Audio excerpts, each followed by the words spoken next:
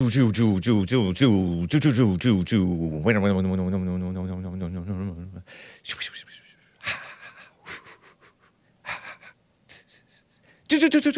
we're off. It is Wednesday, August 23rd, 2023 AD. Happy Men's History Month, everybody. And it's 9:01 and 35 seconds a.m. U.S. Pacific Daylight Time here in Los Angeles. I will get to your calls, guys. But there's this unchristian climate pusher, Democrat, who talks about the GOP debate and Trump's subversion or whatever. And Maui wildfires, a little update from KCAL local news here, talking about lack of DNA samples. There's like over 1,000 people missing. Whew. I will talk about maybe some Christian women. Sleepy Joe was not asleep over there in Maui. He was bowing his head in solemnity. There were some other things. A hero covered fellow students in that Marjorie Stoneman Douglas shooting. I happened to cross this picture on Twitter. Sort of a graphic, half-naked picture. But he has these crazy scars. 15-year-old boy at the time. Right on, man. Got shot 5 times. I think, did he survive? Anthony Borges. We'll talk about these blacks. There's a Lonnie Bunch guy who's running the Smithsonian now and apologizing on behalf of the Smithsonian to the blacks. And he's black. Into the black thing, apparently, seemingly. Sha'Carri Richardson. It's not Sha'Carri Richardson. It's Sha'Carri, I think. 23-year-old young sprinter gal, American, black, unapologetically black. I may talk a little bit about her. And, I've been talking for days, weeks, about getting to this boy who did not go to heaven.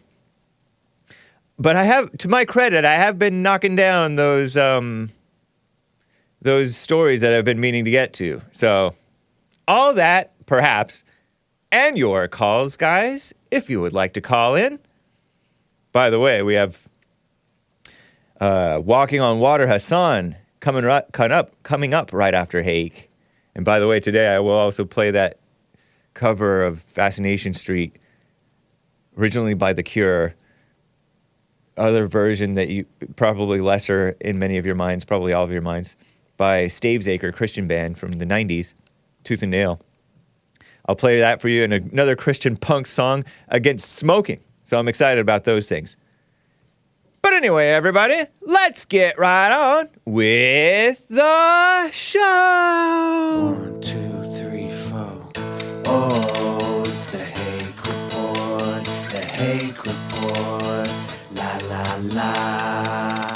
Oh, it's the Hake Report. The Hake Report.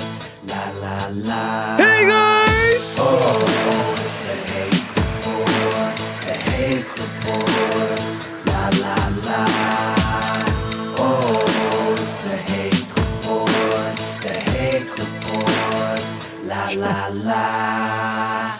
So, how you guys doing? I am fine. I said, hey guys, with my headphones off, and I was like shocked at how loud it is. I scared myself. I didn't know I could be that loud. Just call me black. No, I'm not black loud. I'm white loud. And I'm not even that loud for a white, because those, you can tell I'm screaming, like yelling, whereas some guys just talk that loud. Hey, come on. Especially those guys who, I've talked about this already before, those guys who are like general contractors and their voice has to carry. And they just talk like, just loud. And it's just normal. Whew. So I'm wearing my Great Black Hope t-shirt. The Great Black Hope. The Great, in red letters, black and white, but somewhat gray letters. and hope in blue letters, JCLeePeterson.com, and it has a picture of JLP from his, when he was wearing that hoodie that says, "I am not a victim."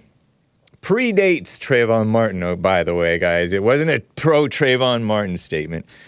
Of course, the "I am not a victim" already counter-signals the Trayvon Martin false victimhood narrative. So, right on to JLP and Bond. That's cool. Let me get right to a call or two, guys. You can call in 1-888-775-3773. 888-775-3773. Put a 1 in front of it if you're calling via Skype from overseas, as I believe Denny in Bulgaria is doing. Denny, thanks for calling, man. How you doing? Thank you for taking my call, Mr. Hake. I'm doing better, thank you. I hope you're doing fine, too. I am. I'm glad you've gotten well. I am. I'm actually taking a little bit of a vacation myself here. Nice. Indeed. Mr. Hake, I'm calling because I watched your program yesterday. It was remarkable. And a gentleman called. He was... I forgot his name. I really apologize for that. I'm just bad with names. No problem. And he was talking about how we shouldn't really be focused on the past and what happened decades ago because we don't know the whole thing. You're right. And I just wanted to give an interesting story about me, actually. And that happened in either May or June 2014, about 9 years ago, sir. And back then I was working for the government. I was working in the financial department of the National Railway Infrastructure Company here in the EU funding department. And I was very unhappy. I didn't like my job, so I wanted to see if I can find something else. So I went to an interview. And the only opportunity I had then was the HR department was in another city. So I got on a train and I went there to see if I can get a different position, a different place. And once I got back at my old job in the railway infrastructure company, because it was pretty open, everybody knew. And I told a colleague of mine, I went over there for a job interview. He asked me, "So how did you get there?" It was in a nearby city. I said, "Well, I caught a train because, me working at the railway infrastructure company, the train was basically free. So I traveled by train." Nice. And I said, "Well, I took the train and I went there." He said, "Well, that's not possible because the train never left the station." What do you mean? I was on the train. The train left the station and it went to the other city and I had the interview. Said, "No, that never happened." And I was like, "Okay, fine," because I wasn't arguing or anything. But right. A couple of days afterwards, a supervisor of mine called me in his office. And he was not a direct supervisor. He was 6 or 7 levels at the time above me, like quite superior. And I went there. I said, "I heard you went on a job interview. I hope it went well. How did you get there?" And, because I didn't know how to react. I was like, "Well, the fact that you're asking means that you know that how I got there." I said, "Well, no. I mean, according to you went with a train, but the train never went there." I said, "Well, yeah, it did." And he just looked at me for about 30, 40 seconds, like just looking at me and being silent. It was one of the most uncomfortable moments of my time. I said, "Listen, you're a nice kid." Back then I was 23 or something. I said, "You're a nice fellow, intelligent boy, but shut your mouth about that. You didn't get there with a train. The train never left the station. That's it. That's it. It's over." Wow. And then I left because he pointed the door. And in all fairness, to be honest, until this day, I don't know what happened. I have no idea. Back then, that was an election year. So just maybe, that the railway infrastructure company, maybe it was simply a supply chain issue. Maybe the supply chain schedule wasn't updated or anything. They didn't want anything else on them because the company wasn't doing very well back then. Maybe it was something else because, every time during election periods here, at least here in Europe, every administration is messing up things for the next one, to put it that way. So maybe something else happened. The thing is, and why am I telling you all this? The thing is that we don't know what's going on. So the best thing we can do is say maybe and to speculate. And, if you're a serious person, if you don't want to look ridiculous, you shouldn't go with a maybe, because maybe is not a serious word. True. You're being ridiculous if you rely only on the maybe. Yeah. And I'm not telling you a story from normally I call you and tell you things that happened 5, 6, 10 years ago or something like that. Yeah. No, that was 9 years ago. I was on that train, so it wasn't like something I heard in a pub by somebody who's half drunk or something. I was actually there. Yeah. And even honestly, I don't know what I'm talking about. I just know that I went there and got the interview. Why the train officially never left the station? I don't know. And nobody, I mean, obviously somebody knows, but in all fairness, it doesn't really matter. Because that's my point. You don't know what happened. People in general don't know what happened, so they can only speculate. And speculation... Yep. I beg your pardon? I started to say, and you were there, and you don't know what happened. Yeah, I was there, and I have no idea what happened. Right. So... That's bizarre. So it is what it is. Well, it is what it is. Honestly, I don't know what to say.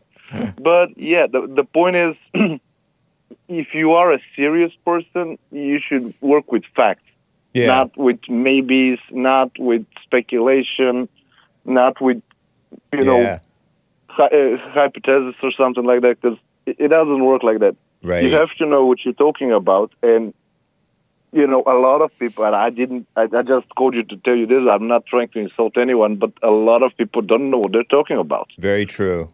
Yep. So no, I know that. And I know that about you. You're not saying that with ill intent or to bash anybody. No, I'm not. Yeah. And, just think about it, because this is a story about a 23-year-old, I was 23 back then, 23-year-old man who wasn't fine with his job. He was looking for another job, so he went on a job interview. Everybody have that story. Everybody I know have that story. Like, we all went on a job interview at some point in our lives. And if something so trivial and so unimportant, to be honest, can generate such a fuss so that I can be called to, the man who called me was very close with the back then Minister of Transportation here. Yeah. So the fact that happened, and again, just a young man looking for a job, and it generated that. Imagine what things could be generated if, God forbid, somebody gets killed, or there's a conflict, or a war, or an accident, or something. People can get crazy. So that's basically why I called you, because I just wanted to highlight that no matter the situation, Mr. Peterson says it pretty well. You should observe, but, just observe it. Yeah. Don't get drawn into it. Very true, man. Very true. That is so a lot of the listeners are lost. And if you're feeling lost, I think a lot of listeners are lost. If you're feeling lost, you're feeling how you probably felt, right, Denny? I felt incredibly confused at the beginning, but in all fairness, because, when you work for the government, you have to expect stuff like that, all right? I've been working in the private sector for over 7 years now, so you're not encountering those situations there, but when you work for the government, you kind of have to be prepared for this, because it's inevitable. It will happen one way or another. You never know whose toes you may step on. Yeah, but I was 23, tiny thing. and in all fairness, a 23-year-old man, like I was a man, but a 23-year-old, men actually mature slower than women. I've heard that. It's a fact. Physically speaking. Yeah, it's a fact. Yeah. Yeah, and I was arrogant. I was a little bit aggressive. Yeah. So when it didn't happen my way, kind of like I was. No pun intended, but off the rails. So, I was left and right on this subject. And, the man who actually called me was pretty level-headed. I think he was 65, 6, something like that back then. I'm not sure. I don't even know if he's alive today. Right. I haven't heard from him in a long time ago. But, and if something so trivial can generate such a situation, well, something more serious can generate even bigger problems. And if people are not aware of what's going on, if they go into speculation instead of just waiting a little bit to see how it goes, it may cause a lot of issues. Right. And a lot of problems as Save yourself the headache. There's no need to fight or beef over something that doesn't matter to you. If it matters to the other person, let them have that. Yeah. And in all fairness, again, the ego woke up when that happened. What do you mean I wasn't on? Yes, I was on the thing. Who do you I know. think you're talking? And I was like, because you can only imagine what I was like, right? Right. And it was stupid and crazy, as we say here. I don't know if you read the book of Miguel de Cervantes, The Adventures of Don Quixote. When he fights Don Quixote. I've heard of it, and in high school, Spanish class. Don Quixote. Yeah. And when he fights with the windmills, well, that's exactly what I did. I had to fight with the windmills, and then being all crazy about it. That's funny. So, when that happened, my best advice is just let it go. If it's important, you will find out about it. Yeah. If it's not important, most of the times it's not important. Right. Just ignore it. Yep. And that's about it. That's a little bit of a testimony here from me about this. Appreciate that, Denny. Interesting call, man. Right on. With that said, Mr. Hake, I know you're busy. I would like to wish you and your audience all the best. Kind regards to your colleagues, and God be with you, sir. Thank you, man. Happy Men's History Month. Happy Men's History Month. Have a nice day, sir. All right. Denny in Bulgaria. That reminds me of this story that I came across on far-left extremist liberal story/article aggregator, sometimes interesting, though, and sometimes useful information, Pocket, which is compiled and shared and propped up by far-left extremist web browser Firefox, owned by far-left extremist dominated SJWs run Mozilla, which ousted their Christian co-creator years ago, the guy who invented JavaScript or wrote JavaScript and came up with it, Brendan Ike. I've told the story many times. But anyway, this Pocket article reads, I'll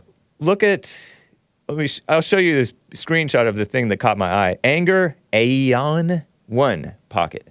I only have one screenshot for this whole article thing that I'm going to share with you guys. I'm not going to share the whole thing. But it says, well, this is an intellectual liberal, maybe an Italian, it's a question mark, on anger. And it has we're looking at a photograph of a raccoon.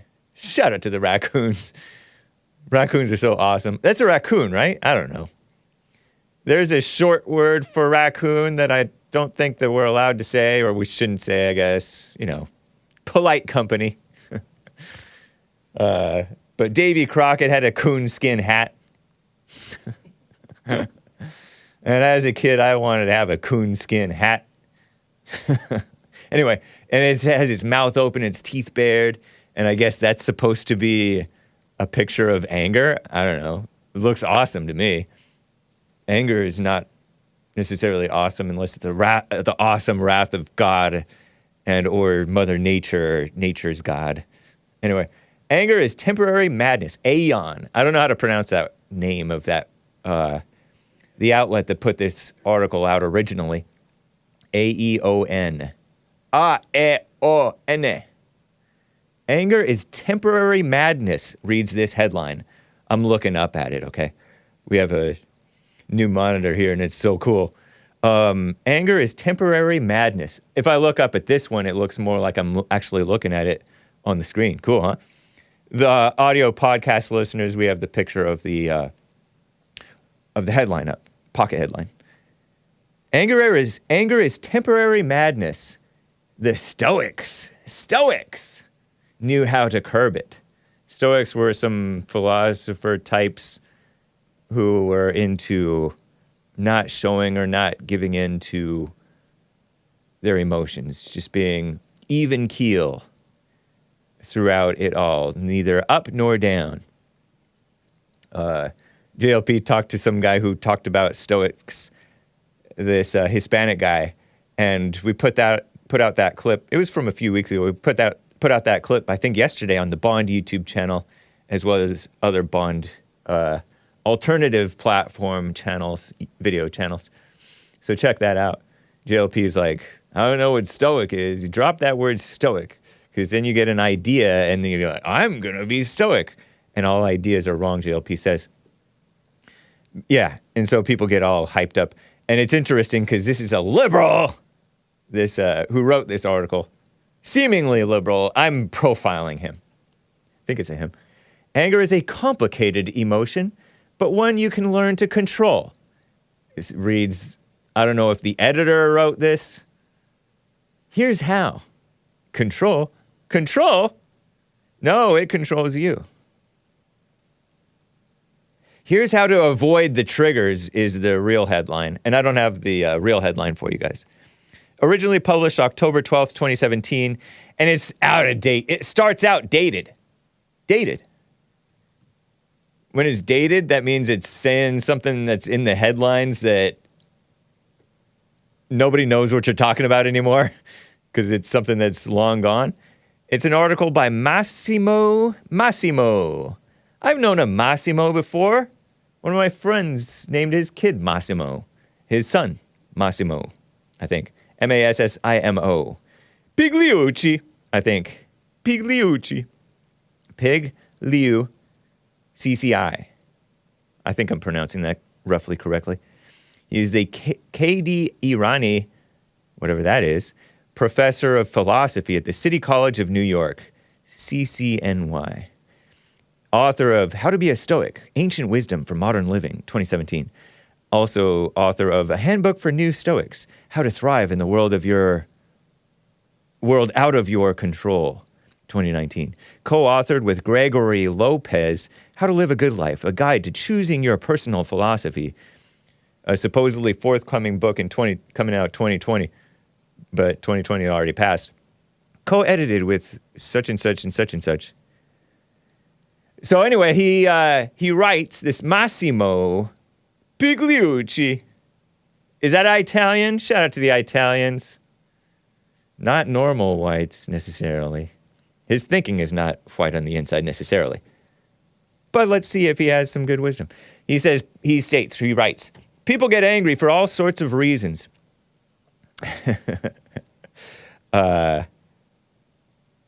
From the trivial ones, someone cut me off on the highway. It's trivial, right? To the really serious ones. People keep dying in Syria, and nobody is doing anything about it. Syria? There's that squealy, Crowder-esque voice that I find so annoying. My bag. So this is 2017. It doesn't make any sense today. And even back in 2017, I don't know if it made any sense. Syria. This guy's upset about people keep dying in Syria. Well, I know that in Syria, we were told back in 2017, this is when Trump he bombed Syria, right? Didn't he do some bomb raids or something like that in Syria? He didn't start a new war, but he did a bomb raid, and some of the people were mad about that. And I don't know if he bombed people as much as just weapons or something like that. The mainstream media claimed, and probably the evil UN claimed back then that Syria, Assad, do you know? Yeah, it's Assad, right? Assad in Syria, I think that some of the people over there, like, I think it was Andre was the board operator at the time, and Andre is an Armenian. And he liked Assad. He was fine with Syria because of Assad. He was fine with Iran. I think he was okay with Israel, but the pro-Israel people are not as okay with Iran, and I don't know what their position is on Syria.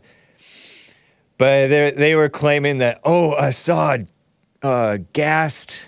used biological weapons against his own people or something like that. And there was this big propaganda video about children, maybe, emotional video of children maybe being biological weaponed or getting treatment or something like that.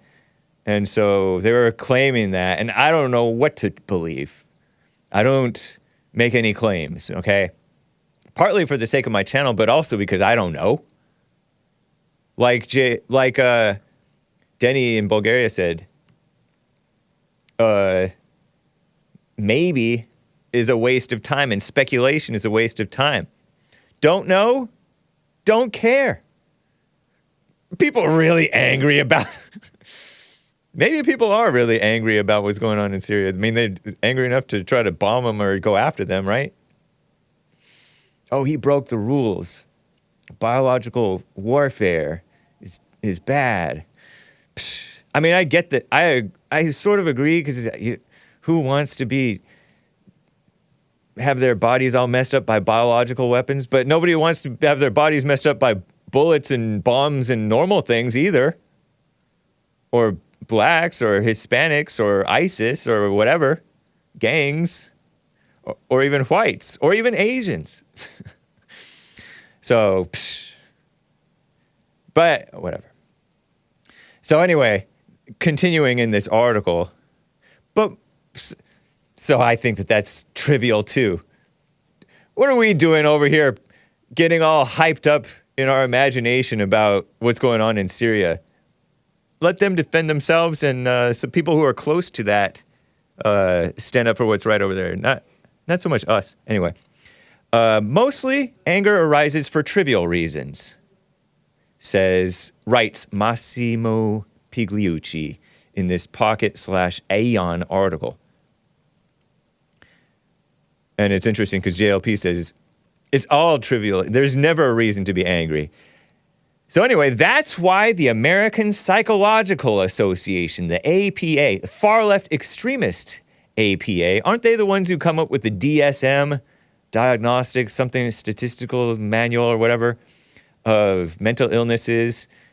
Back until the 70s, gay was a mental illness, and then they removed it in the 70s because they learned more information, supposedly. Yeah, right. I mean, I'm sure they learned more information, but didn't justify necessarily removing it. But anyway, diagnostic, Sean, our producer, JLP's producer, the Diagnostic and Statistical Manual of Mental Disorders, the DSM, I think, volume whatever. I think they come up with that, the APA, I think. American Psychological Association. It has a section of its website devoted to anger management. Anger management. I think JLP has said you don't manage anger, you overcome it, you get rid of it. Or it has to be removed from you, taken from you by God, because it's a spirit.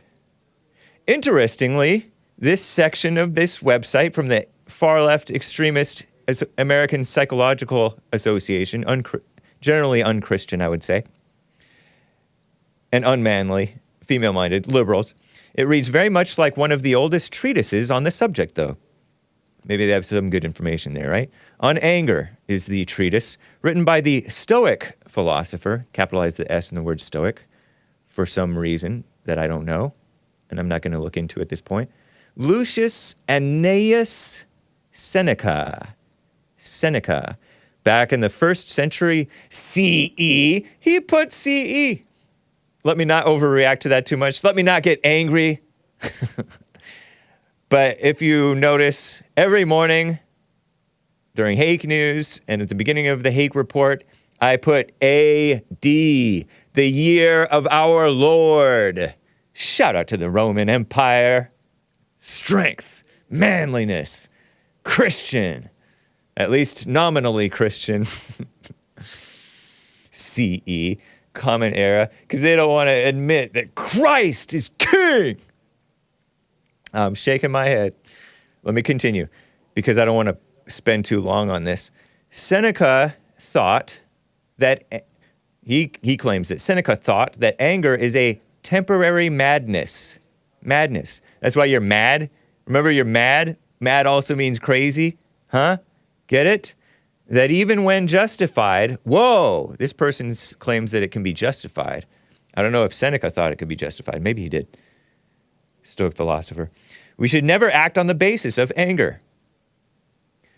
That's not what the mainstream media wants to do. That's not what the demon rats want to do. That's not what the rhinos want to do. Stupid. But anyway, because though other vices affect our judgment, anger affects our sanity. Others come in mild attacks and grow unnoticed, but men's minds, women's minds too, even more so, maybe, or just as much. Men's minds plunge abruptly into anger. Its intensity is in no way, this is a quote, I guess, of Seneca. Its intensity is in no way regulated. I don't know if Seneca spoke English, but it's maybe a translation. In no way regulated by its origin, for it rises to the greatest heights from the most trivial beginnings. Interesting, huh? The perfect modern milieu. Don't ask me what that is. Stew? Maybe? Or, I don't know. I don't care. For anger management is the internet. The internet. If you have a Twitter or Facebook account, writes this Massimo Italian liberal, or write, read, or comment on a blog, you know what I mean. Heck! He writes heck. Good for him. Not H-E double toothpicks. Twitter anger has been brought up to new heights or lows, depending on your point of view, by the current president of the United States, Donald Trump. This guy's blaming Trump for anger being stirred up. What, the truth stirs up people's anger? I guess it does. What's that quote? Is it a quote from like Ronald Reagan or some of those boomer conservatives? You want to make a conservative angry? Tell him a lie. And he knows you're lying. It makes him mad. Whites do not like lies, right? Conservatives don't either. Most of the time those overlap. Or much of the time anyway. You want to make a liberal mad? Tell them the truth. And that's so common. People freak out when the truth is being told. Too true. Trump, they hated him for telling the truth. And then they just found piddly little things that he supposedly lied about. Maybe he did, maybe he didn't. So they accuse him of lying. That's what they do. They lie, and they accuse the chief truth teller of the country. Chief being like the most prominent, that is. They call him a liar. You tell blacks the truth, they get mad. You tell women the truth, they get mad. You tell anybody the truth about themselves, and they get mad.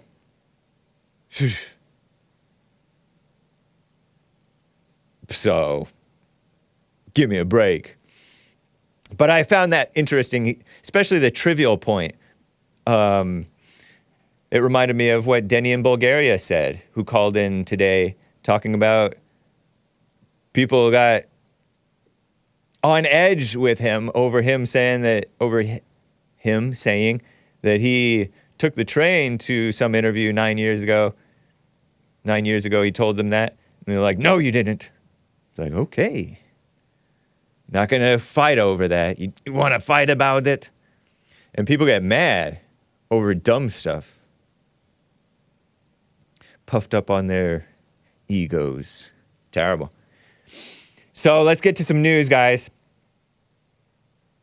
The Maui wildfire mess. This is a screenshot of a tweet from KCAL News. Maui victims. 1,000 missing. And not likely to be able to ID them for due to lack of DNA samples. 100 families, and they use the term families loosely, you know, have handed over DNA samples. And we're looking at a photograph in this headline of a burned out truck. Woo. And a cleanup crew with, I guess the military is helping with the cleanup because they're dressed in sort of fatigues, military fatigues. I don't know why they're called fatigues, but it's a cool name. Fatigue means tired. I don't know why. But, camouflage uniform thing. I wonder if it's hot. I wonder if it's... I mean, I guess it's protecting them from the sun if they're light-skinned. Whew, whatever. But look at that destruction. Crazy, huh? Whew. Lack of DNA samples hinders the effort to identify Maui wildfire victims. This feels a little bit like a give up your DNA to the government so that they can identify your body as if you care. You're dead. You don't care if your body's identified. I mean, yeah, it'd be nice if your family could know what happened to you, I suppose, so they can get this ego notion of closure. But sometimes, what's that line from the Princess Bride? Get used to disappointment. Get used to disappointment. You may not ever find out the truth. Say you get ghosted by somebody. Yeah, I mean, you might prefer that they let you know, but this person lets you know why they quit contacting you or whatever. But you don't have to know.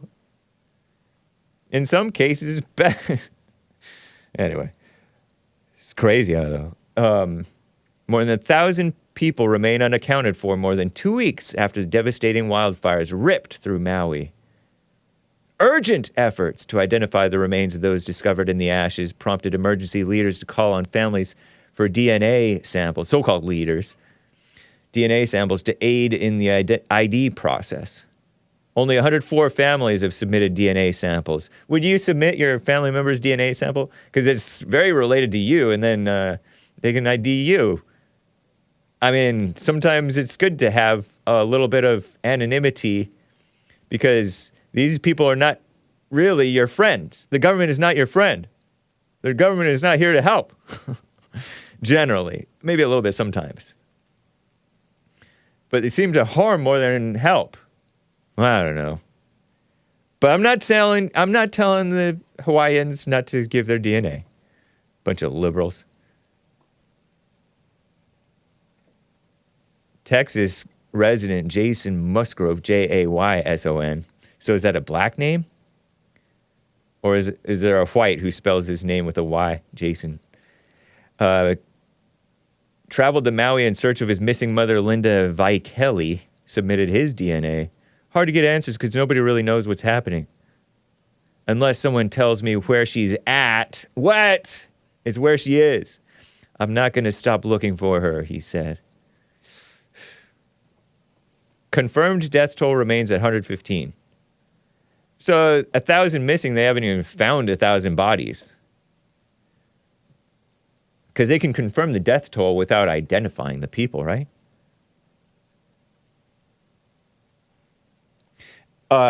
Wild, huh? Whew. What about submitting dental samples? Don't the teeth remain? The teeth don't tend to burn, right? Or do they? Do the teeth burn to ash? Depending on how hot the fire is, I suppose. Request for DNA samples is for nefarious purposes, states EBB, who may know something that you and I don't know. Ooh, crazy. Let me get to Latin A in Cali, who called in the other day about this situation. Latin A, how are you doing? Hi, Hake. Hey. I'm doing terrible. I mean, I'm still very blessed. But the reason why I'm feeling kind of terrible is because I'm so in shock of what I didn't realize beforehand is that when I saw the people that were the survivors asking the officials that were taking questions, they were asking, where are the children? I didn't understand what they meant. I had no idea. I thought they were at home with their families. You know, I didn't know that these kids were supposedly in school and sent home on a bus. And so bones do turn to ash, but there will be chunks that survive. Okay. From what I've seen on like forensics videos, like of, America's Deadliest Killers or something like that, you know. Uh-huh. And I did see an official. I think it's the head sheriff or whatever, the head police officer. He said that people are walking on the ashes, and that they should stay out of the area supposedly, so that, I mean, they're going to have to like scrape up evidence basically to try to. They're really not going to be able to find them, I guess. Wow. So people are potentially walking on human ashes, human body ashes. Correct. And have you heard about the conspiracy theories? Wait, let me stop you because you said something that threw me off. You said that you're doing terrible because you realized that these people who are questioning the leaders about where the children allegedly burned up in a bus, perhaps? Yeah, all alone without their parents, and that tore me up so bad that the only way, because I don't know how to live stream, so all I did was like post a video of something I found that could speak for me. Uh-huh. You know, I used this man's voice to speak up for me, and like I'll try not to cry. I'm sorry, but I mean it's just so heartbreaking to think about those kids. And it's a sure thing that the kids died. The children died. So, no, it's not. It's not, because there's a conspiracy theory behind that. Oh, but anyway, according to the official report, they're quite positive. No, they're not answering questions. Yeah. Oh, okay. Why are you so caught up with this particular story? Because I'm a mother. I have children. Yeah. And I can't imagine like my kids going to school, and then they send them home, and then they burn up on the bus like all by themselves. You know? Yeah. But would it be better if they burned up with you? Of course. How? How would that be better? Because at least I would be able to comfort them. Oh, come on. But For real. But you're in your imagination and emotions. Yeah, but you asked a hypothetical, I answered it.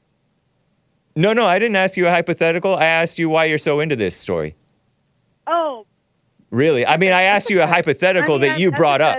I mean, I don't follow you enough to know if you're trolling me. No, I'm not trolling you.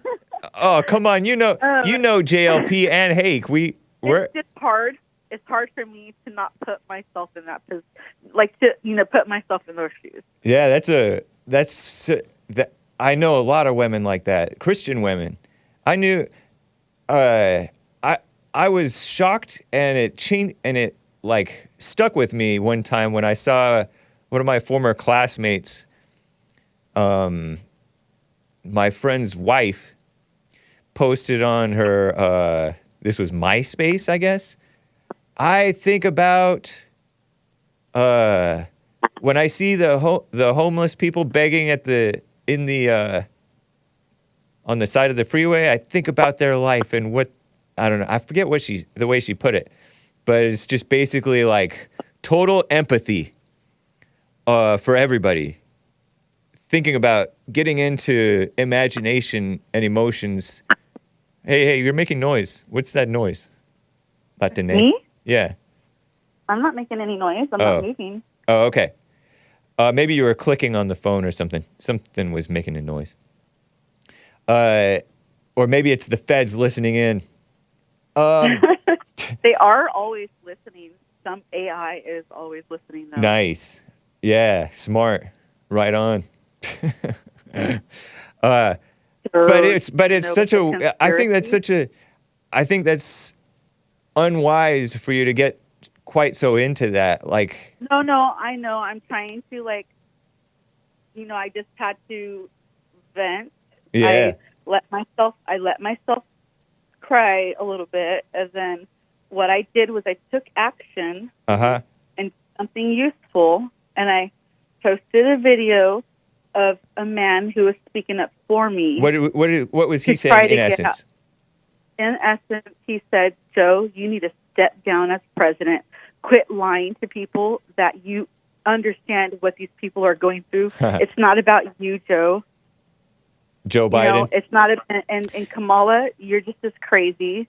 And oh wow, you almost lost your Corvette or whatever car he was talking about, and his kitty. No, he said his wife too. I think he said he almost lost his wife and his Corvette, which was funny. And his kitty and his cat. I thought that was so cute.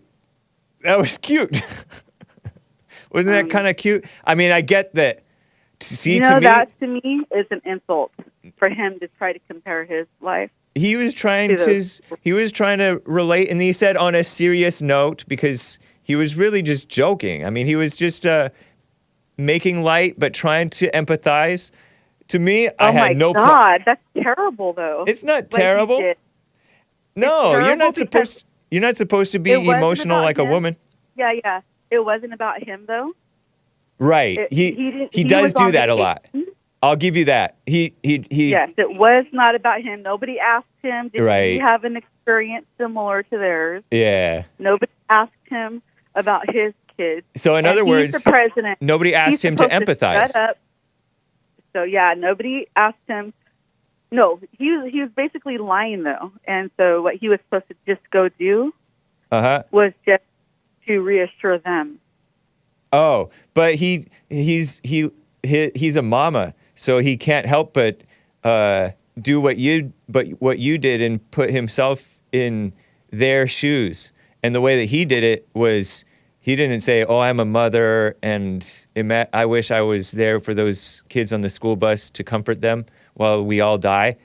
But his empathy is, "Oh, back in 2004, the lightning struck my home, one of my homes, and it came under the wire, and I almost lost my wife, my fancy car, and my cat." He was empathizing like you, like a mama. But that's not just fitting for a crazy. man to do it. I wouldn't even talk about myself to somebody who went through something like that. He does that all the time. Yeah. He's such a I have no idea person. that he's this ridiculous. Yeah. No, he's a silly dude person. But there's nothing to be upset about that for him, other than just laugh at him like he's a joke, and that's all he ever does. He's a phony politician who gets into his emotions and pretends to appeal to women.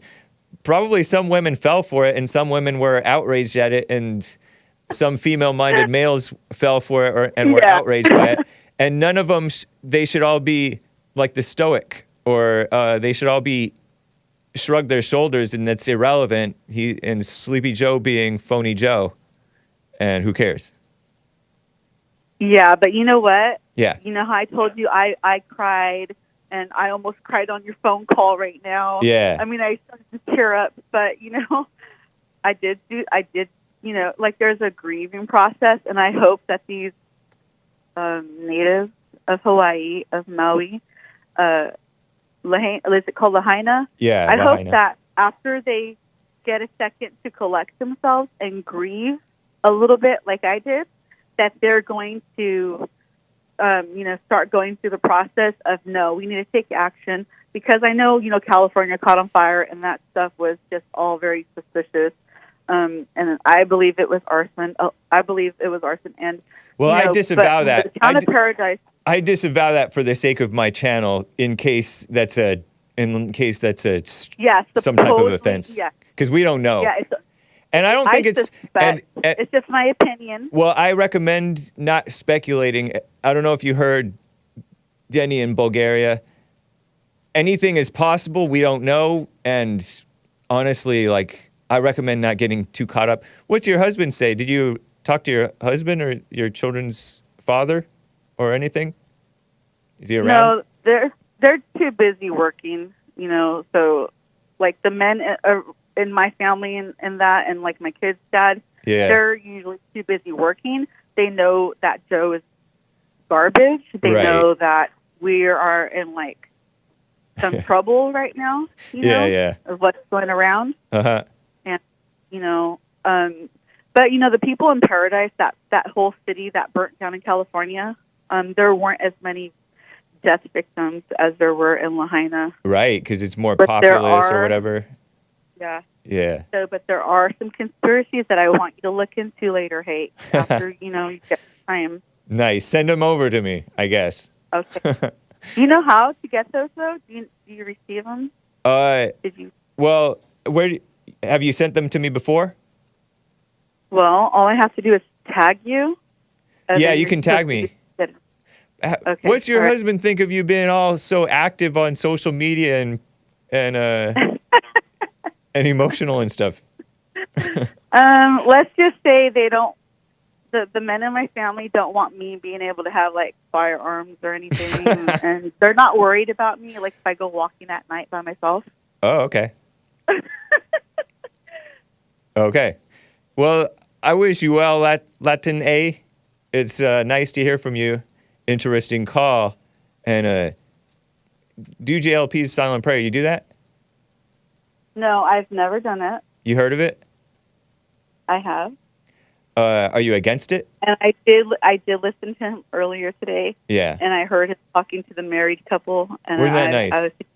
I need to look into that so that Yeah. when time comes, if I'm confronted with a danger, I don't get in my emotions and I can just defend myself Right. without being like, oh no, Yeah. Cool. Well, great Thank call. you. Thank you, Latin A. Am I pronouncing it correctly? Oh, no. My bag. Urgh. I'll get you next time, Latin A, if there is next time. I don't like that. I was overreacting to that click. Not a fan of the click.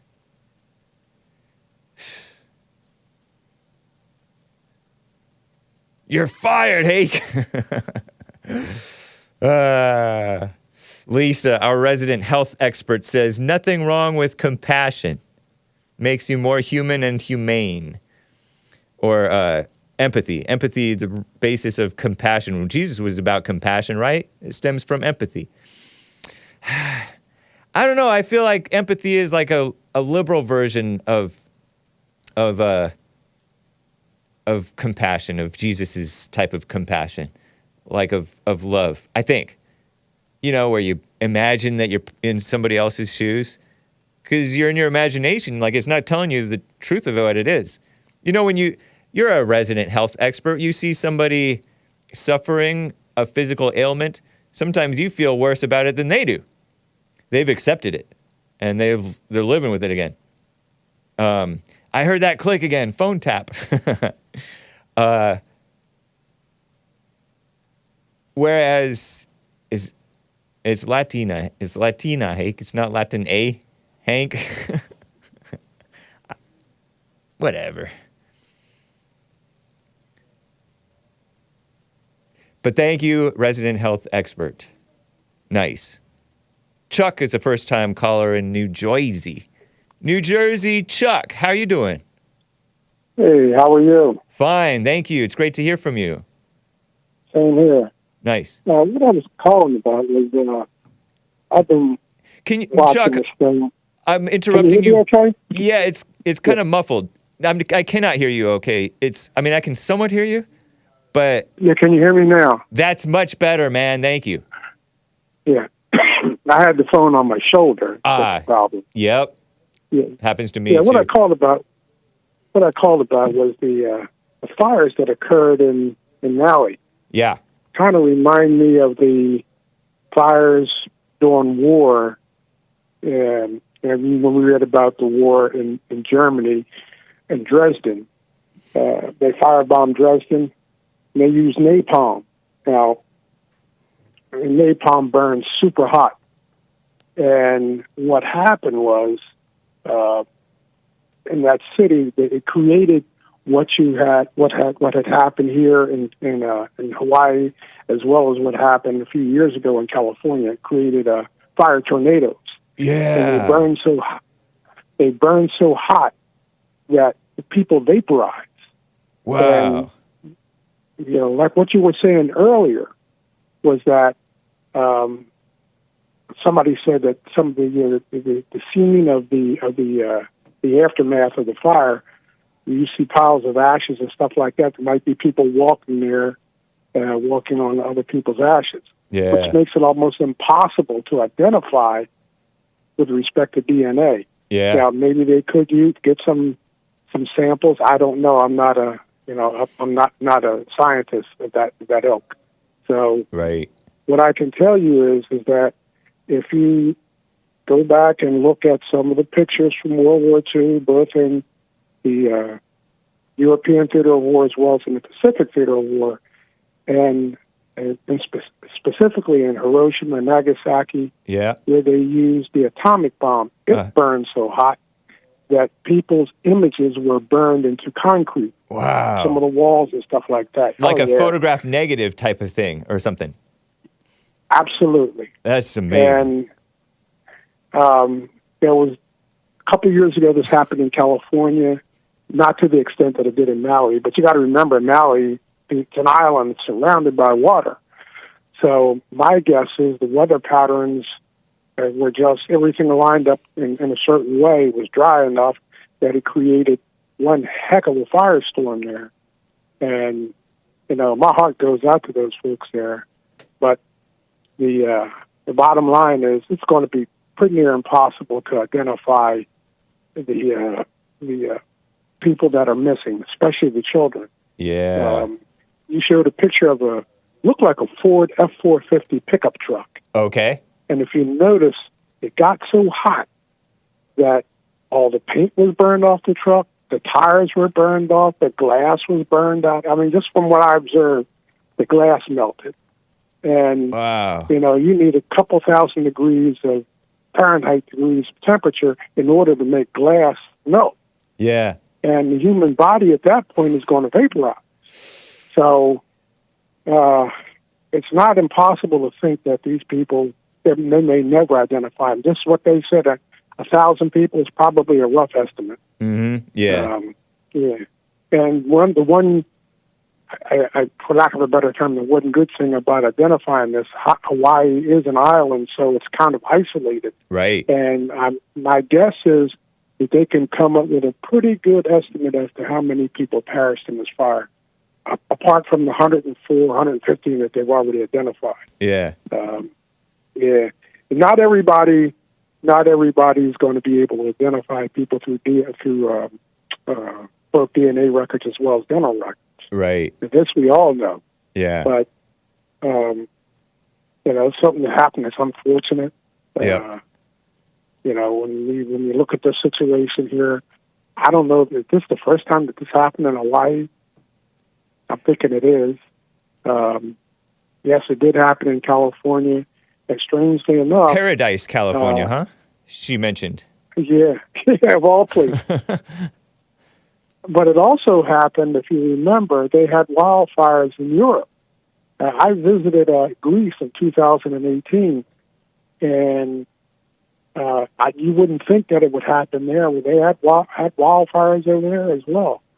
So this is something that's occurring with increasing frequency, at least in certain parts of the world. I don't know if it's due to climate change. I'm not a climate scientist. Right. But what I can tell you is that something like this can occur anywhere where you have a dry spell and the necessary precautions aren't being taken to try and guard against this. This can happen in the blink of an eye. And the way these fires travel at the speed with which they travel doesn't give you much of an out, especially if you're on an island like Hawaii. You got your back to the ocean. So yeah. Yeah. And I think that some people, like, I thought I heard that some people ran out to sea and maybe drowned or something because they were trying to get away from the fires. That's possible. That's possible. I living here in southern New Jersey, we had a tornado in 2021 in the hometown that I used to live in. And it was something that never occurred in that town before. And that tornado moved with such ferocity and speed, and the wind that occurred from it It just tore up, 100, 200, 300, $400,000 homes, farms. It did a lot of damage, and we weren't prepared for it. Wow. In the past, if you 2 years later, I could take you down to the town that I used to live in, and you can still see where this tornado went through and the path of destruction that it took. In the '89, I was in South Carolina. We visited South Carolina. I have an in-law that's from there. He married my sister. We went down there 2 days after, a week after Hurricane Hugo hit. And I don't know if you've ever seen that kind of destruction and devastation, but what I saw just made you realize that when these events occur, if you don't take the necessary precautions and listen to the weather reports, when they tell you to evacuate, that these storms are coming and whatnot, if you don't listen to them, you could become a victim. Worse yet, you might die from it. And what I saw down there and what I saw 2 years ago made me realize that sometimes you can't help these things. There's nothing you can do about it, obviously. Right. But what happened in Hawaii is really a travesty, a tragedy beyond measure.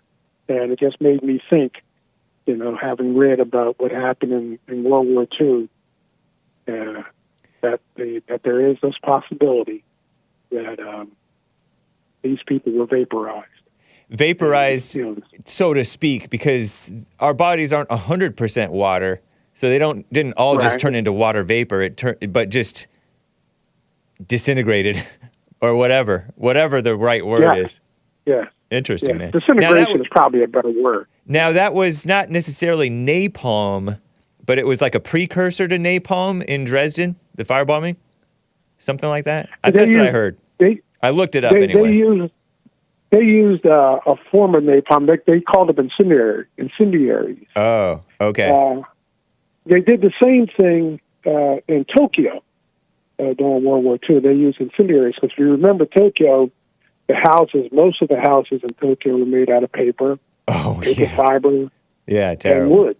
Uh-huh. And so the same thing occurred there.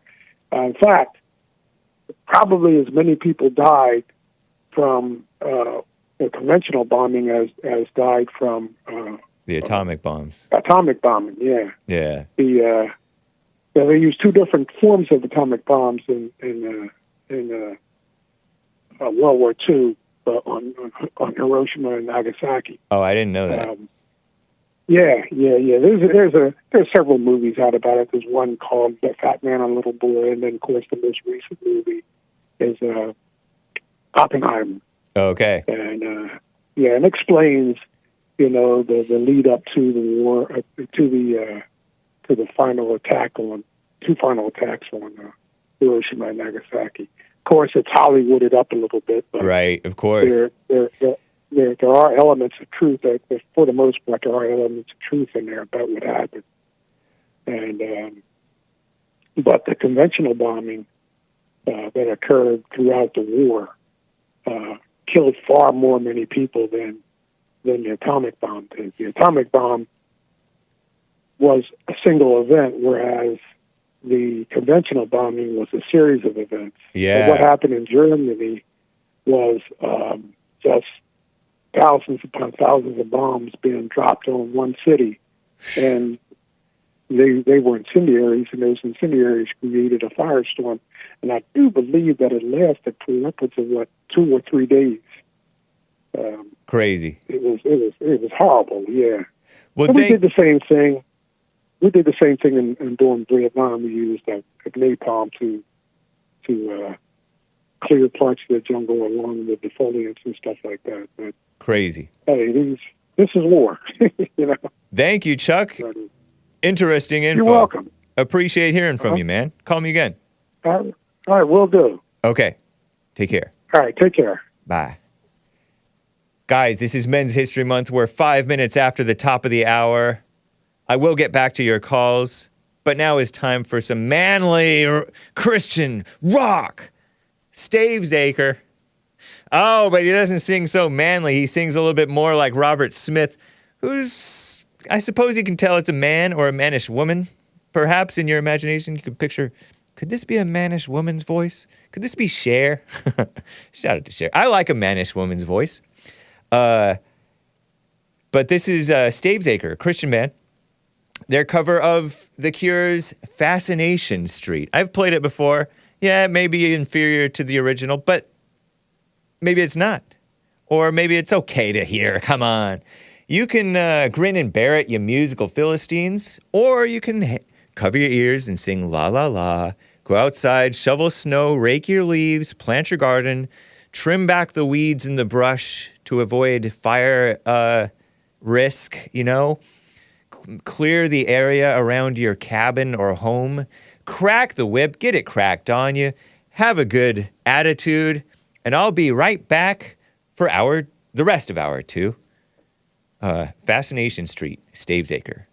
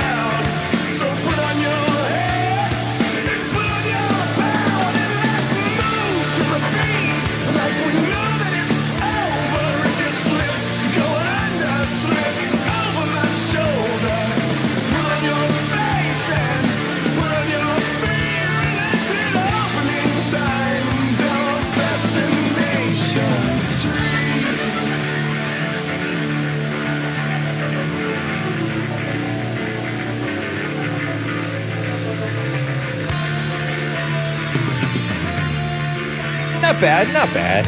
It's a decent cover. I'm not a big fan of his voice. Depeche Mode punk? Sounds like the Clutch.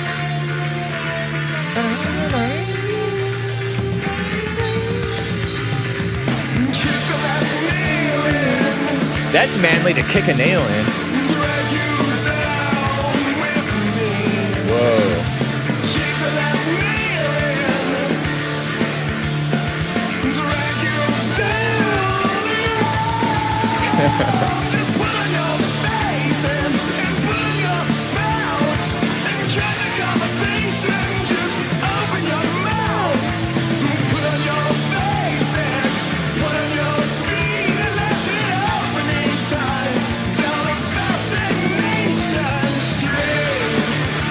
So good. I like it.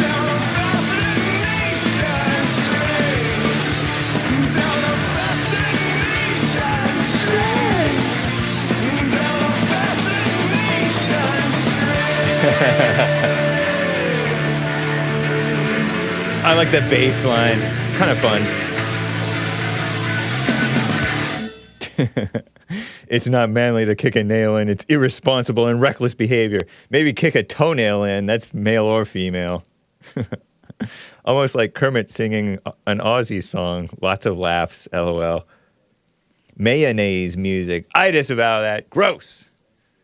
Sounds a little like The Cure. Yeah, I like how The Cure has these long intros.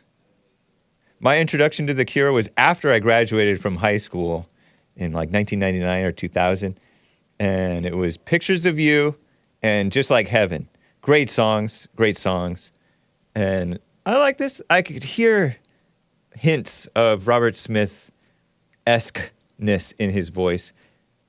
Although Robert Smith's is more soft and maybe not necessarily soft sometimes. Effortless, we'll call it. Maybe Mark Solomon is a try-hard. He tries too hard. Anyway, Christian Limp Bizkit? The Cure, not morally straight. Well, I mean, who's a musician? Who is, period, musician or not? Thank you guys for bearing with me through the beautiful music. Before I get back to calls, some super chats. Lin Yen Chin on streamlabs.com/The Hake Report. Anything in excess can cause harm, he states. Even the best quality water can poison you if you drink too much. I think it's so to speak. Maybe it's literally poison if you drink too much. You can certainly flush out all your nutrients and die from it. Wasn't there a young man, a kid, who drank so much water that he ended up dying or something like that? I don't know. Lin Yen Chin knows, I guess. The same applies to emotional states, each having a specific point of excitement that it must not cross unless you want it to become poison. Tilde? Intoxicating. Poison, intoxicating. I want to say slash, but it's one of those tilde things, the enye squiggly line thing. Poison, intoxicating. Okay, he continues with another super chat. Misuse of the word toxic to describe one's sense of others. Oh, that's a toxic person. Or it was a toxic relationship. Maybe.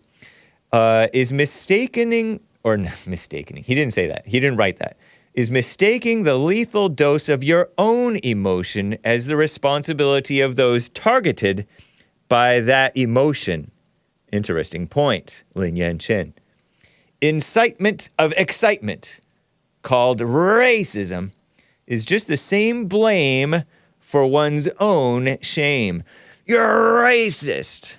That's in their evil heart and mind and emotions, not in yours.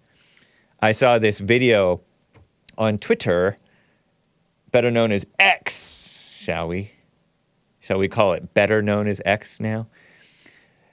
In which, as an example of this from Lin Yen Chin, this bigger, I guess he was white, he didn't seem that white, guy, doing a man on the street type of interview. He's all Joe Biden, tall, young, white or Hispanic or Italian or something. Maybe he was even one of those Middle Easterners, but mixed with white, which Middle Easterners are part white anyway. Joe Biden or Donald Trump? And then he holds it to a shorter black gal, young lady, and I use the term loosely. She's all, are you serious? Are you serious? Looking up at the guy. And he asked it again. Joe Biden or Donald Trump? Joe Biden. What are you, racist? I'll pay you. Oh, no, we saw it on, I didn't see it on Twitter. I saw it on American Anchor Baby, right? That was on American Anchor Baby, right? Yeah, because then I remember being in the chat. It was American Anchor Baby, right? We were in the chat, I'm like, for $20. Let's see the $20 first. That was American Anchor Baby, right?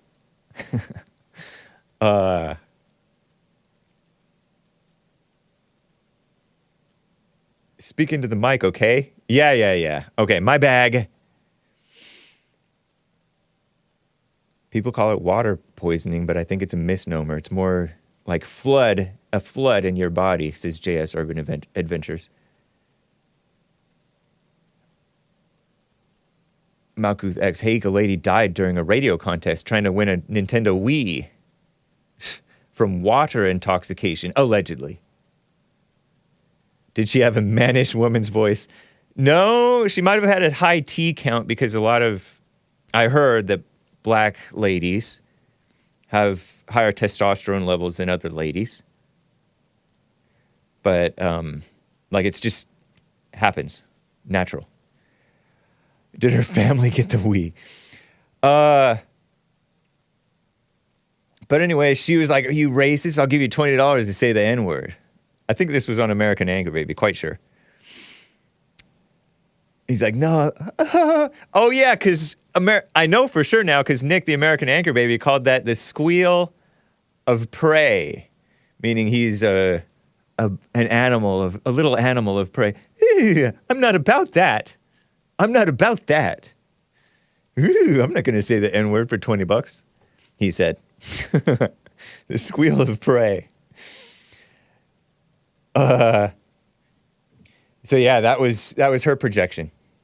Because so many blacks will racially profile a white or a non-black as a racist for asking a question or saying something true or saying something that they have a right to say. And, oh, you racist, that's in their evil profiling, prejudgmental, blind, confused, speculating hearts, imagination, emotions. Nice, Lin Yen Chin. Great point. Okay, getting back to more super chats. My bag. I got carried away, maybe. Beta Legs gave a diamond. And I don't know if I can read this out loud. Hake, can we see something?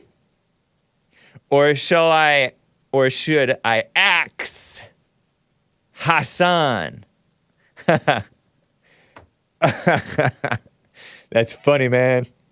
That's funny. I'll tell HASSAN what he said. What? Well, he said to me. And then he said, or shall I axe HASSAN? And it cracks me up because of our style, our styles. But I don't know, Beta Legs, it seems weird. I'm gonna say no. I mean, you can, but no, not if I allow it. I don't allow it, and I don't allow it. Beta Legs, weirdo. I never understood that. But, you know, people get all kinds of strange kicks in the fallen state. Shout out to Beta Legs. Greenwall gave a diamond saying, shout out to Spoiler Alert, the coolest mod. That's correct. Thank you, Greenwall. And yes, indeed, shout out to Spoiler Alert. Being enlightened till I rise on Rumble says that fire in Maui must have been in cahoots with the rich folks, seeing as how it didn't touch most / any of those $1 million houses. Oh, yeah. Whew. Is that true? Evil is still real, states with this Rumble rant. James Hake, I really admire... Don't dox me, man. No, I'm kidding. I really admire how you live your life without any fear or worry of judgment by others. If you did, you would never be able to listen to all this super gay music every day, so thank you. Nice. Thank you, Evil is still real.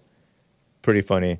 Yeah, I know, and it's Christian. It's not gay, but then it's music, and Christian music is not necessarily very Christian anyway, after all, is it?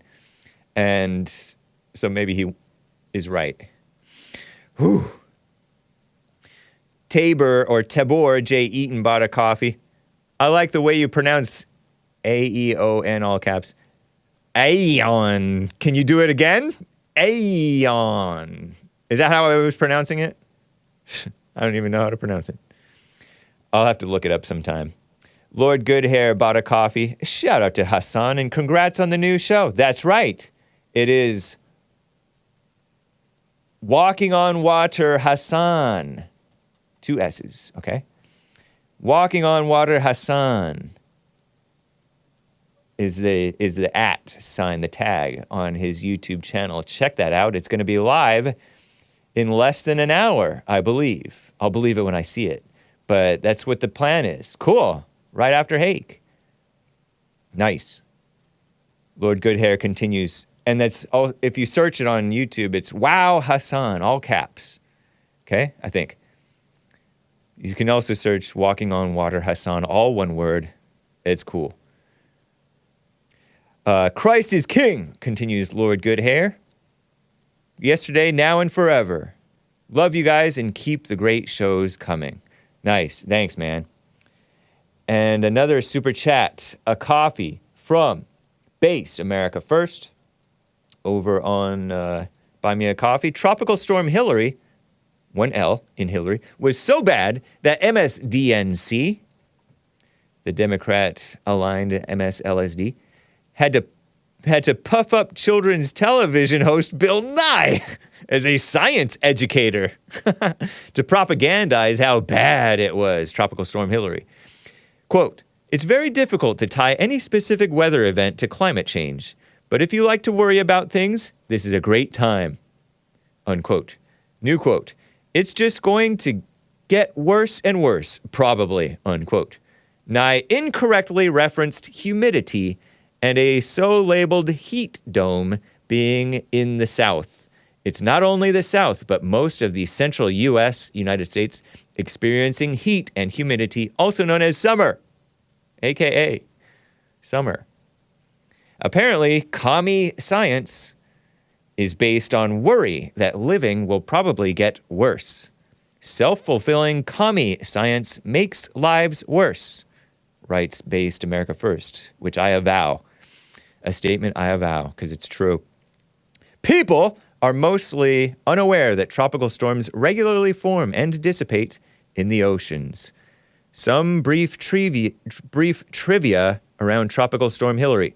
Los Angeles typically has no rain during August, but received over 2 inches. Death Valley, beautiful area, I've been to Death Valley, exceeded its annual 2 inches of rainfall from just the storm and was 82 degrees instead of 110 plus. Did Tropical Storm Hillary fill up Lake Mead? Not directly. 7 inches of depth were saved in Lake Mead. That's basically like Canada, not Canada, Nevada, Arizona. Not anywhere near Canada, really.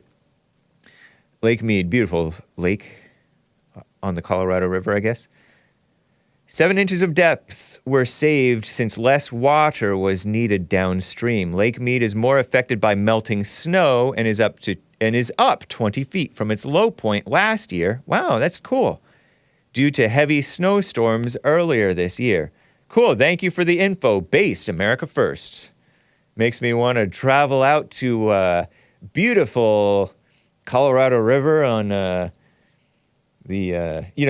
sometimes wear that Willow Beach, Arizona t-shirt, one of the orange t-shirts I have. That's cool. I'm happy to hear that, I guess.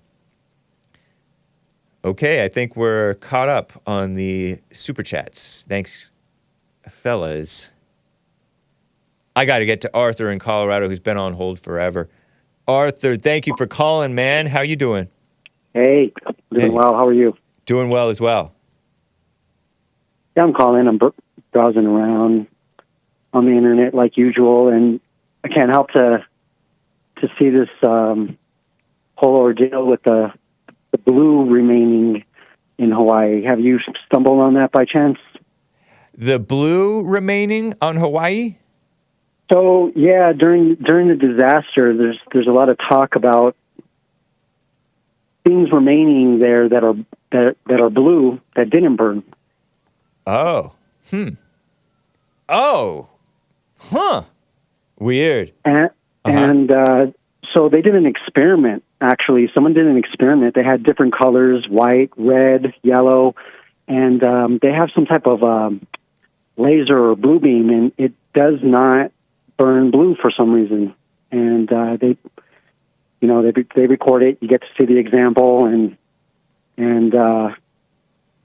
it's kind of interesting because there are lots of photographs of blue remaining, and everything around it is, I mean, from trash cans to, I mean, you name it. If it's a certain, it's almost like a, I want to say almost like a Dodger blue. It's That's awesome. And yeah, it's interesting, and I, of course, I was looking at it skeptic and wondering, you know, because of course people are going to find conspiracies and everything. Yeah. But being that, yeah, there, you know, I guess there were famous people's homes that were remaining, that didn't burn, and then that kind of got me thinking maybe this was possible, and you got random just items in the city, just blue, everything, you know, it looks like the end of the world there, and then you got items that are just blue, they're just sitting still, looks like they weren't touched at all. So I was a little puzzled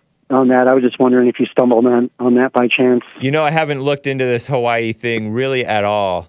Literally the only information well, not literally, but the only info I have on it is from the morning updates from CNN that I read to you guys on Hake News, and that little tweet that I read from KCAL9 local news about the DNA samples, and then whatever I may see in the live chat, which is informative sometimes, and hear from you guys, the callers.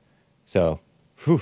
Yeah, it's really, really strange. People are actually, I don't know if it's exactly proof, but had me a little puzzled, just kind of remind me a little bit of, you know, what people came up with 9/11. They were saying certain things didn't burn, like everything else. So, yeah, I was just wondering if you heard about it. Maybe you want to look into it. Experiment is kind of interesting. Someone had a random clip, and I'm not sure if it's a beam laser. I'm not really familiar with that, but yeah, TDS LGBTQ BLM told me, and I haven't checked it out, a video that this person LGBTQ BLM TDS of lasers caught on camera off of Hawaii by news. It was from satellite back in January. So there's all kinds of conspiracy theories and speculation and curiosity and mystery surrounding this event. Yeah, and a lot of reports. I mean, people that were on the news were saying that they were hearing explosions. It reminded me a lot of what happened at 9/11. People, there was even firemen. I don't know if you remember, and they were even saying that there was explosions in 9/11. Just really sounded similar. There were people in Hawaii saying that. Wouldn't it make sense that there would be explosions in a fire? Yeah. In the midst of things burning, stuff that's more explosive will explode. I agree with. I'm not that. I'm not dismissing the notion that. I'm not dismissing anything. I'm just saying.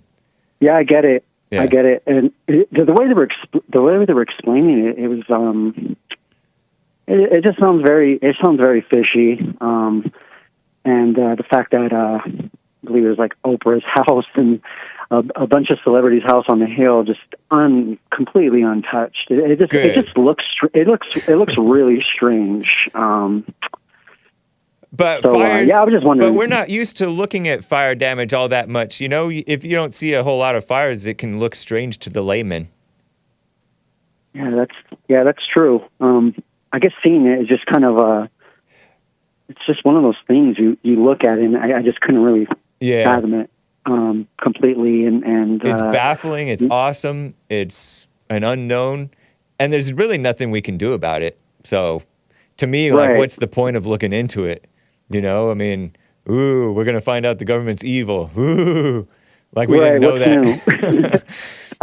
Yeah, and that's the thing. It's like almost like I can't even really get away from it. I'll get, even if I try to stay away from it, people will message me, "Hey, did you see this?" You know, funny. Yeah. And it becomes annoying a little after a while because I don't want to be thinking about those things. So, true. But yeah, it's very interesting. It's interesting. I'm wondering if this will turn out to be one of those things where people are skeptic of this whole situation like 9/11 was. It seems like it's going in that direction, and it's already starting. It's interesting how much interest it caused. I expected to spend 5 minutes on this today, and I've gotten 3-4 calls on it, and people really wanting to talk about it. Yeah, surreal it's is a good word. Surreal. Very, very surreal. But it doesn't mean that doesn't mean that it's not completely natural, especially since people are incompetent over there as well as corrupt. You know, I mean, wasn't their emergency response person like a friend of somebody, or it's nepotism or something strange like that? Right. You know, they were saying that the sirens and the warning, none of them worked. Well, the sirens. Somebody said that the sirens didn't go off because they didn't want the people to be confused with a hurricane, or one of those water-related sirens. In which case, they would rush more inland, which would be towards the fire. So that was one of the excuses that they made. I don't know. Yeah, I just find it interesting that they're surrounded by ocean, and yet they couldn't get any water really. Yeah, funny, huh? I wonder if salt water helps. Isn't salt? I'm just like kind of get your buckets, throwing my hands in the air, wondering. I don't know. Yeah, but thanks for taking my call, Hank. Great show. Thank you, man. Looking forward to listening to Hassan as well. You guys are all doing great. Cool, man. All right, Arthur, happy Men's History Month to you. You got it. Happy Men's History Month. Take care. Arthur in Colorado. What an ostrich keeping your head in the sand. Be look, funny, I don't know if I can say this. Blank. Funny name for you to be talking about keeping your head in the sand. If you blank, I don't know. If you blank, you wouldn't care. Or would you care? Or blank. Does anybody know what I'm talking about with blank? Can you surmise what I'm talking about with blank? DGA blank. Don't give a hoot. B loc DGA blank. It says, what an ostrich keeping your head in the sand. Pfft, not happening in Los Angeles yet. No wildfires in LA yet. When it happens to me, then I'll be worried about the conspiracies. And even then, like, nothing I can do. I'll just be hopefully able to protect myself. That's why you got to keep your wits about you.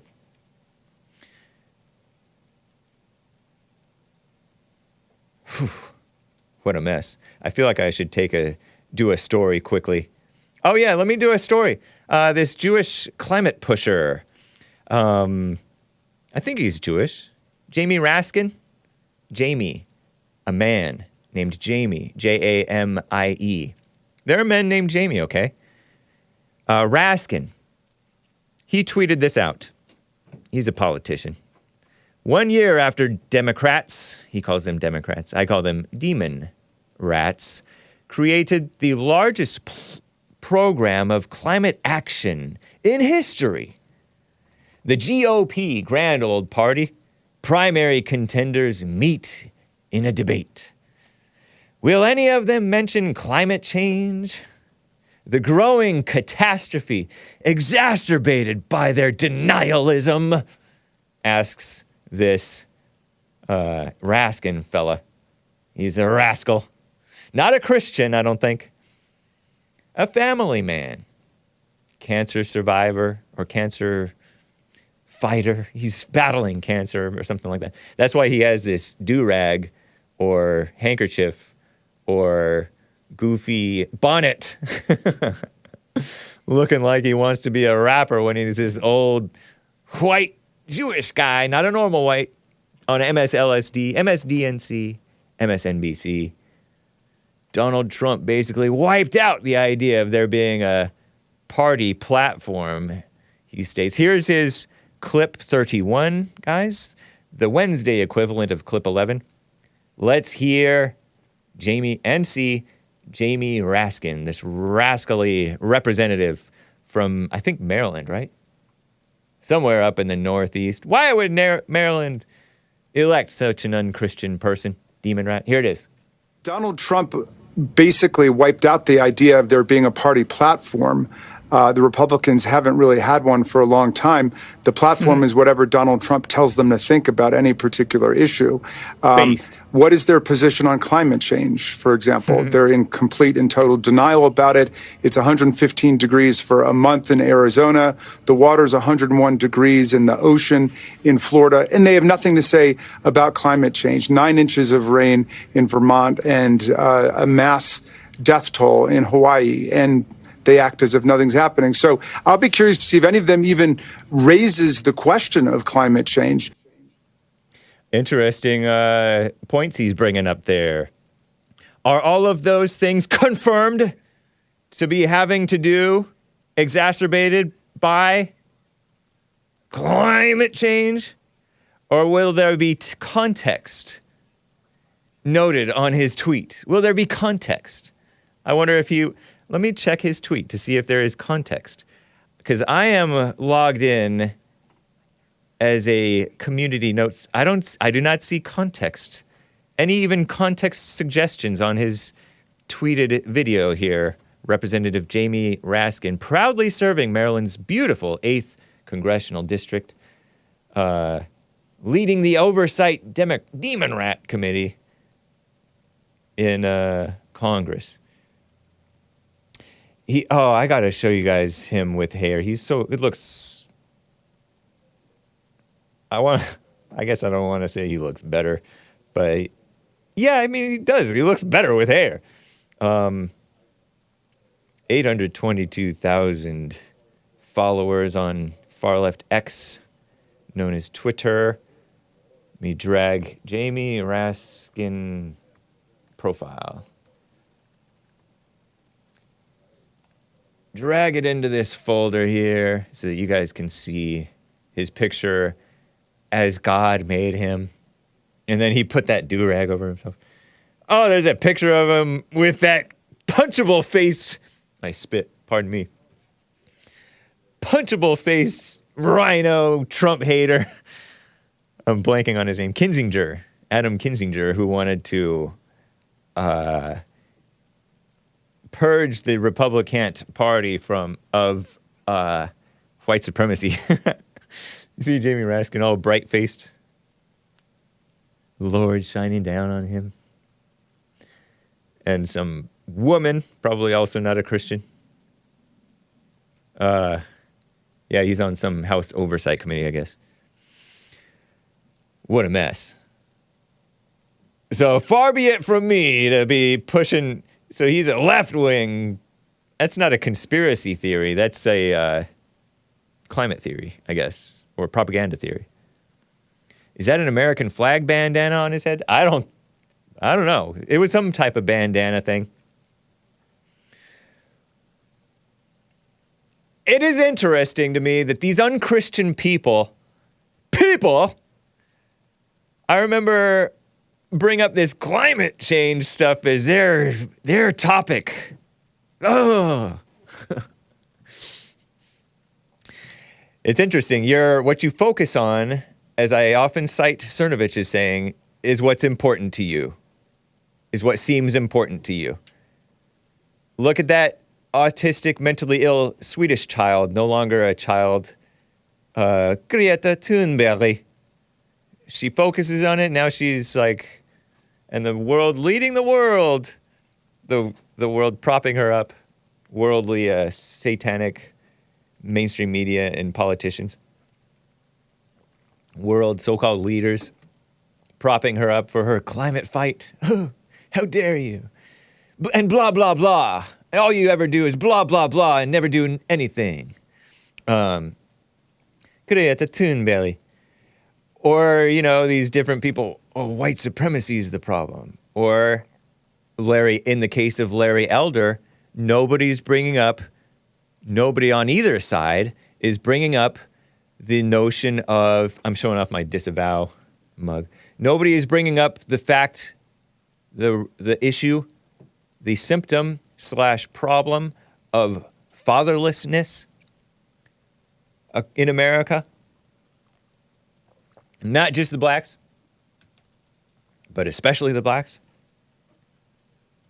Joel Friday TV had a great show about human nature / especially is the blacks are dealing with it, these men and women. Antagonism. Jealousy. I like how Hake models his mug as he talks. I think Larry Elder's issue is more important. And Jamie Raskin is a family man. He's a father of young men and ladies, I think.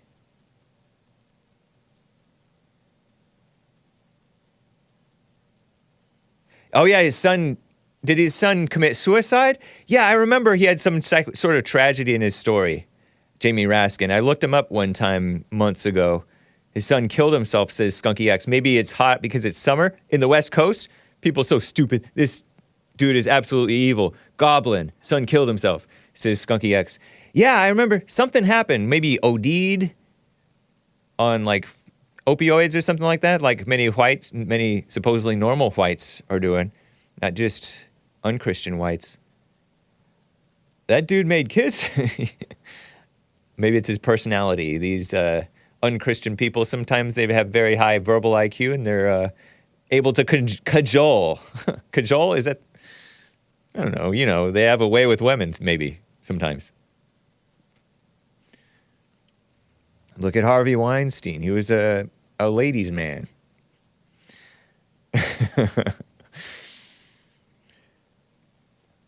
But I personally think that that it's not. It may be an issue, but it's not the issue. That their solutions are dumb. Globalist socialism. Imagine how mildly attractive Jamie Raskin's wife must be. Whatever, man. You know who else? Don't say cajole, kids. You know who else is all into this climate change thing?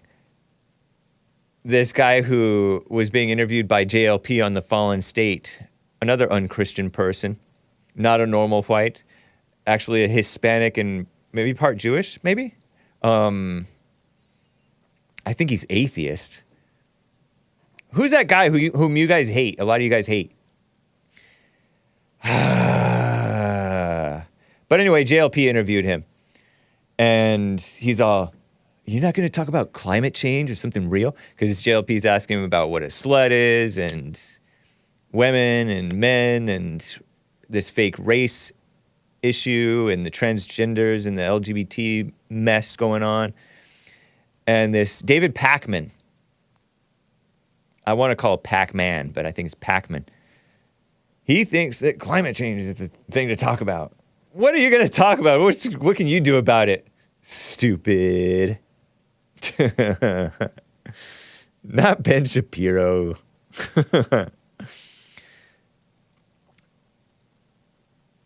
Are they communists or are they useful idiots for communists? And is there a difference? Blind leading the blind. Yup. I got to get to Tony in California. Tony. Some people call him Toby. Tony in California, happy Men's History Month to you. Hey, how you be today, Hank? I'm fine. How about you? All right. I'm doing well. I was just calling about the situation in America, about mostly white, not all, but mostly white, are using fake diplomas to get jobs and all other things. I mean, why they can't do it legit and just go ahead and go to college and get a degree instead of buying these fake diplomas? Sounds like I didn't know that most whites were doing that. Wow, cool. Well, yeah, you got a Republican senator that lies his way all the way through Congress. Oh yeah, the white are you talking about the white Hispanic based, not morally straight rhino named, what's that guy's name who supposedly lied? George Santos. Yeah, it's George Santos. That's a white, Yeah, is that man white in your mind? He's a white European. Oh, Lord. He's not that white. But, okay. You mean, no, you're right. He's not that white, because none of y'all are white. Oh. Y'all, I mean, we should call y'all people of color, because Thank when you. you get mad, you turn red. When you get hit in the eye, you turn blue, black. And when you get embarrassed, you turn pink. Funny, man. I mean, it's amazing how many shades of colors y'all turn. The Lord works in wondrous ways, doesn't he? Well, hey, I don't speak on the Lord, because he do what he want to do.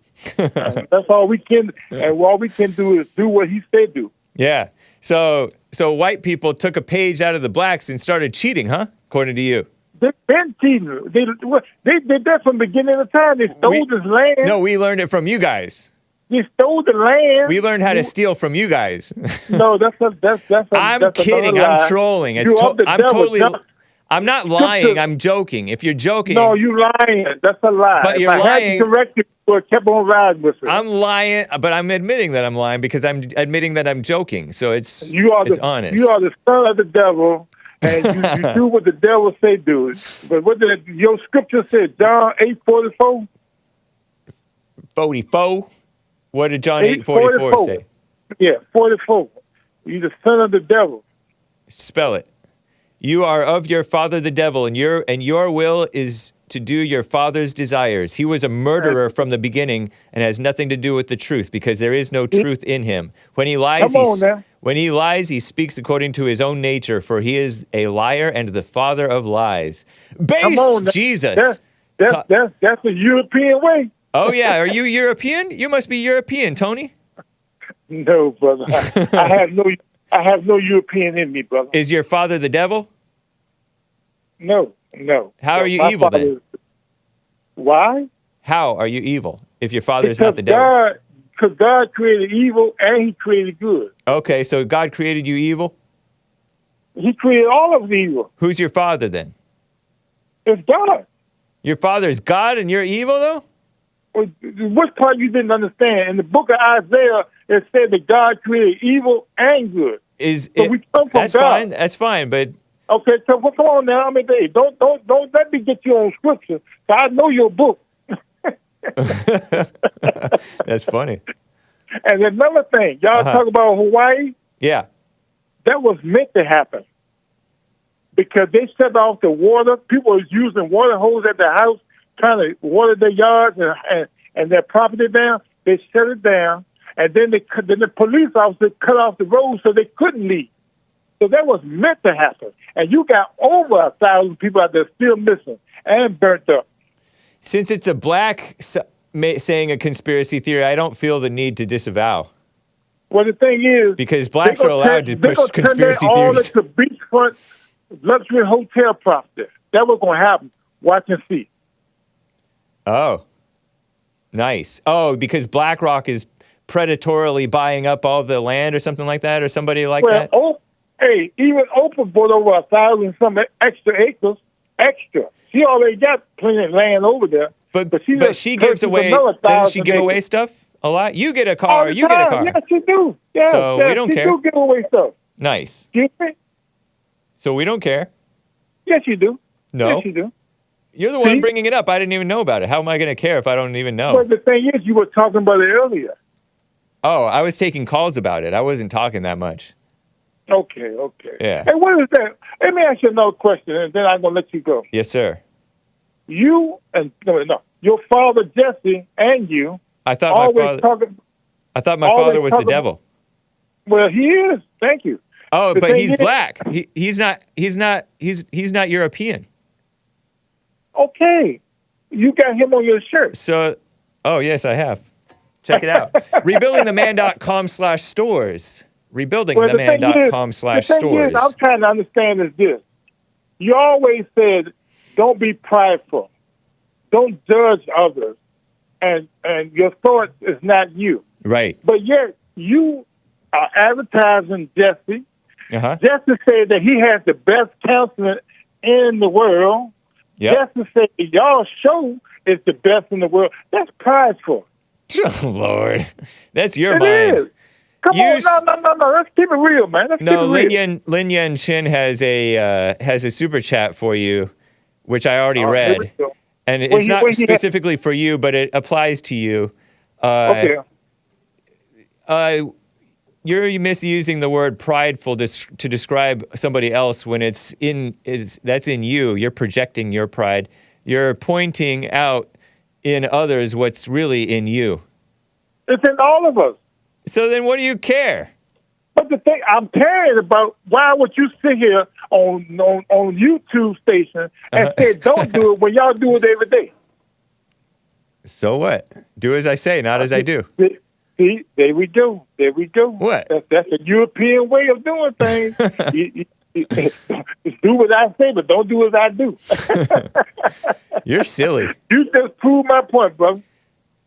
You just proved my point. Y'all always saying y'all the best in this and best in that, but then you tell everybody else, don't think for yourself. Don't. Your thoughts is not. No, me. we're saying we tell them to think for themselves, but don't think. Don't get into thoughts. Don't believe your thoughts. So you say don't believe nothing you read. Come on, man.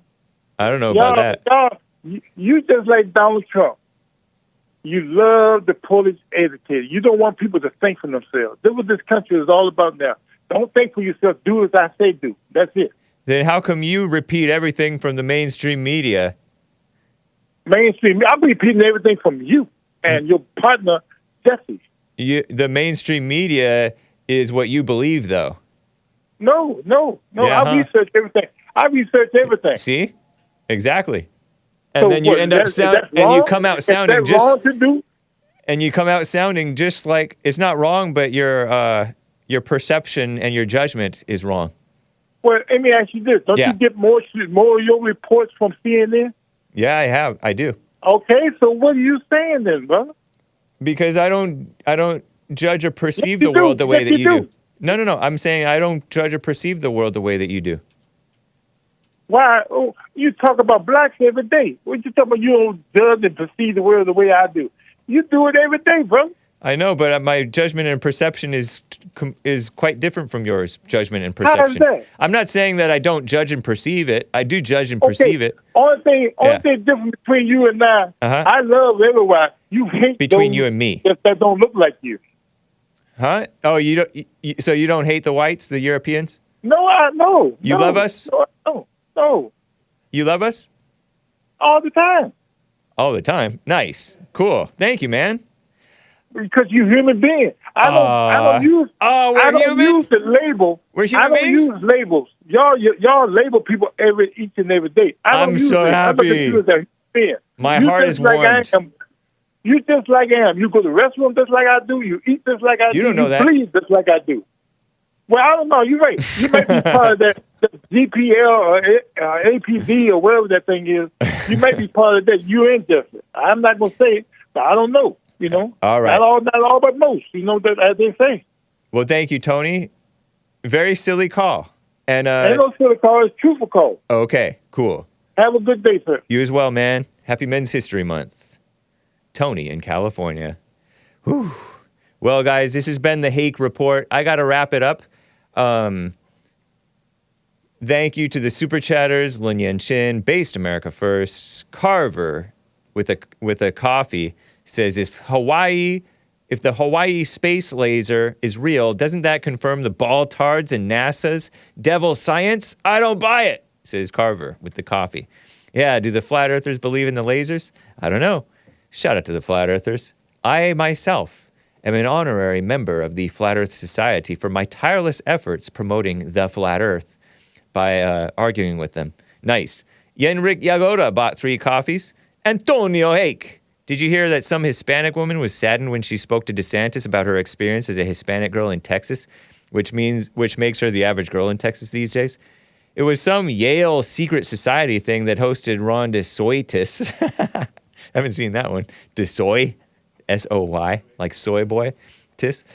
Also, fun historical fact, the atomic bombings of Hiroshima and Nagasaki, centers of Japan's Christian population, killed 2/3 of Japan's Christians. Whoa, coincidence? That many of the Manhattan Project scientists were also not Christian. Have a blessed day, senor. Wow, thank you, Yenrik Yagoda. And thanks, guys. That's all I have time for. Let's hear Getting Away with Killing You and Everyone Else by Left Out. Catch Walking on Water Hassan next. Bye, guys.